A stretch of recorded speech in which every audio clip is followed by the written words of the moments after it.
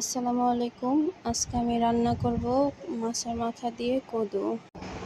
মাছটা ধুয়ে রেখেছি আগেই, কদুটাও ধুয়ে নিচ্ছি।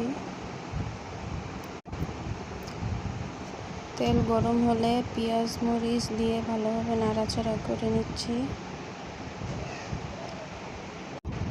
সাথে একটু আদা রসুন, হলুদ, লবণ, ধনিয়ার গুঁড়া পরিমাণ মতো দিয়ে একটু ভেজে নিয়ে পানি দিয়ে কষিয়ে নিব।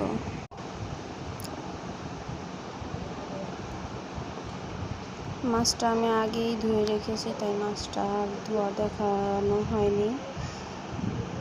কদুটা অনেক কচি ছিল, তাই আমি কদুর চুকলা দিয়ে আলু দিয়েও ভাজি করছি আজকে। তো মাছের মাথাটা দিয়ে ভালোভাবে নাড়াচাড়া করে একটু কষিয়ে নিব।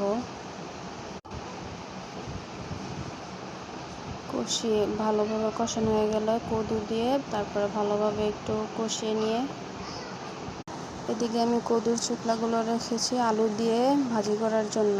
ওদিকে আমার কদু কষানো হয়ে গিয়েছিল, তাই পানি দিয়ে দিলাম।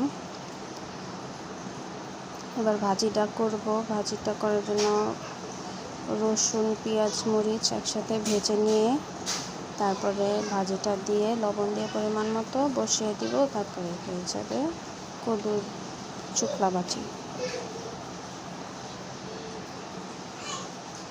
তো ভিডিওটি ভালো লাগলে লাইক করে দিন, চ্যানেলটি সাবস্ক্রাইব করুন। ধন্যবাদ। আসসালামু আলাইকুম।